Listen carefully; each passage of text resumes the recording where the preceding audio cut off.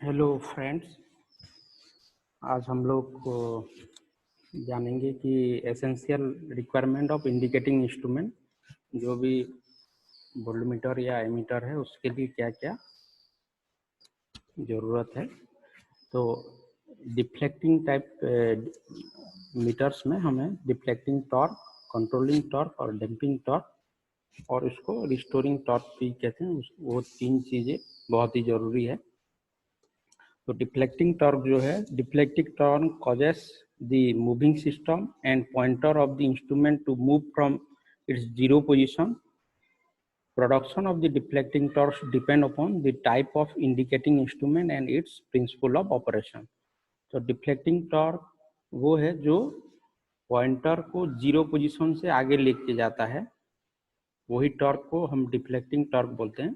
और वो production of deflecting torque depend करता है, वो इंस्ट्रूमेंट किस प्रिंसिपल पे काम करता है और करंट का कौन सा इफेक्ट उस पर काम करता है। जैसे कि मैग्नेटिक इफेक्ट हुआ और हीटिंग इफेक्ट हुआ, जो भी इफेक्ट उसमें काम करता है उसी हिसाब से वो डिफ्लेक्टिंग टॉर्क भी काम करता है। Controlling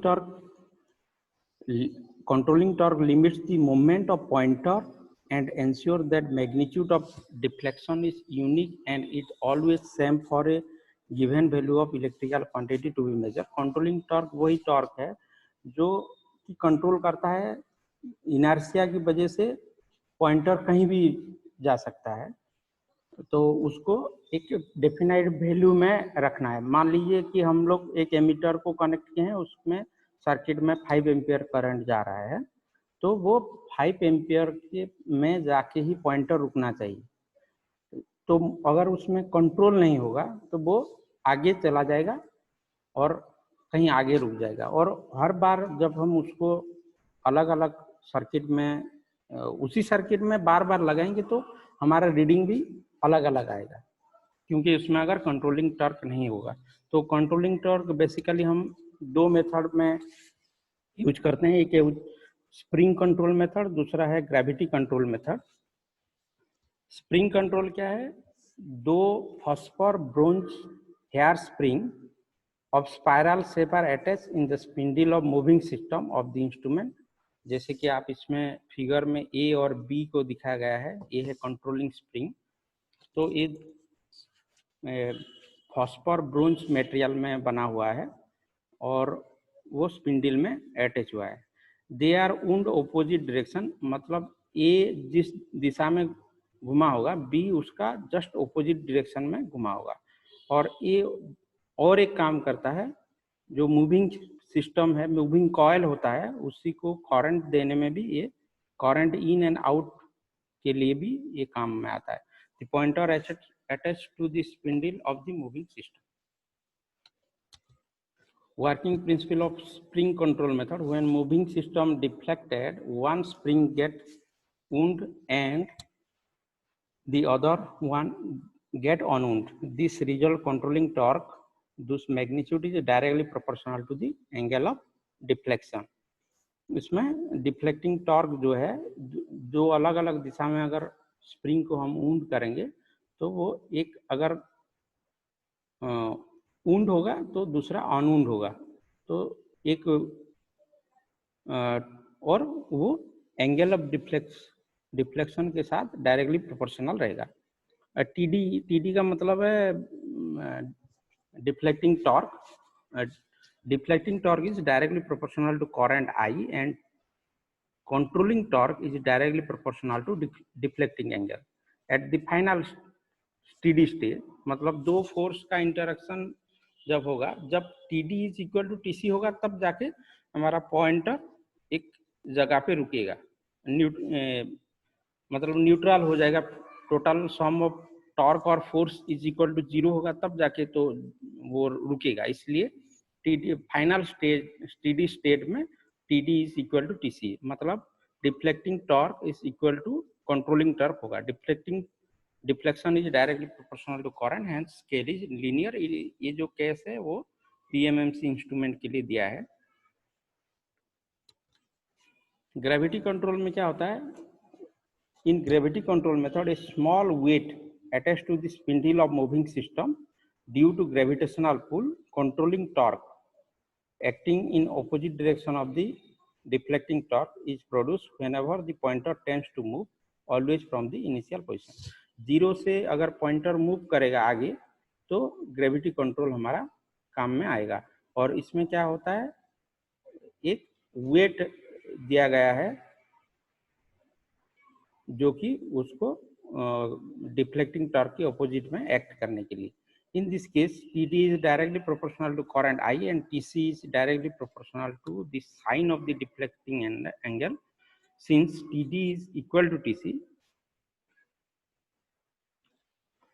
sine of deflection is directly proportional to the current, hence scale is non-linear और cramped scale इसको कहते हैं, इसमें linear scale हमको नहीं मिल पाता ग्रेविटी कंट्रोल मेथड में। डैम्पिंग टॉर्क क्या है? डैम्पिंग टॉर्क जो है, damping torque minimize the oscillation of the pointer about the final steady state deflection and make it steady. मतलब इसमें डैम्पिंग टॉर्क अगर नहीं होगा तो हमारा पॉइंटर फाइनल स्टेज में आके ऑसिलेट करना शुरू कर देगा। उसको रोकने के लिए हमें उसमें डैम्पिंग टॉर्क का भी प्रोविजन देना पड़ेगा। In absence of this torque, the pointer continues oscillating in the final position, reaching to the final position. उसमें हमें रीडिंग लेने में दिक्कत आएगा, वो कुछ समय बाद हम ले सकते हैं, उतना समय हमें वेट करना पड़ेगा। अगर डैम्पिंग टॉर्क नहीं होगा तो ऑसिलेशन रुकने तक हम उसका वैल्यू ठीक से नहीं पता कर पाएंगे। Depending upon the magnitude of the damping, it can be classified as under damped, over damped and critical damped. Under damp क्या है? अगर पॉइंटर फाइनल पोजीशन को आने से पहले ऑसिलेट करे तो उसको अंडर डैम्प कहते हैं। फाइनल पोजीशन के बाद अगर वो ऑसिलेट करे तो ओवर डैम्प कहते हैं। इसमें दो मेथड है, एयर फ्रिक्शन डैम्पिंग और eddy current damping. Air friction damping किस तरह काम करता है? A light aluminium frame is attached to the moving system. This piston moves in an air chamber और सिलेंडर, जैसे कि आप देख रहे हैं फिगर में, air chamber close at one end, एक सिरा उसका क्लोज रहता है। At the time of oscillation the moving system और pointer about it final steady state, if the piston is move into the chamber, the trapped air get compressed and pressure oppose the motion of the piston and therefore the moving system or pointer.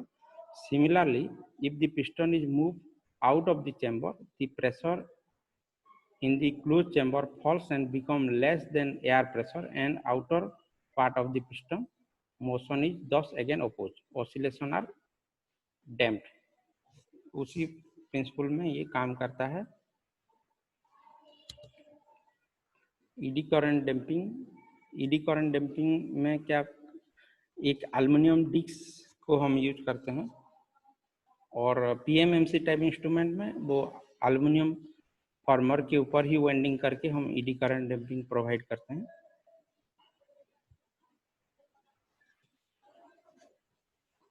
Construction and working, an aluminium frame or damping disc is mounted on the spindle and free to rotate in the magnetic field provided by damping magnet. Since damping disc is rotating with spindle, EMF is induced in the disc according to the Faraday's law of electromagnetic induction. Since disc is closed circuit, eddy current in the form is concentric circle will be induced in the damping disc. Interaction between this eddy current and magnetic field develop a force on damping disc which oppose the moment of the seat, thus provide damping of oscillation of the pointer. Thank you.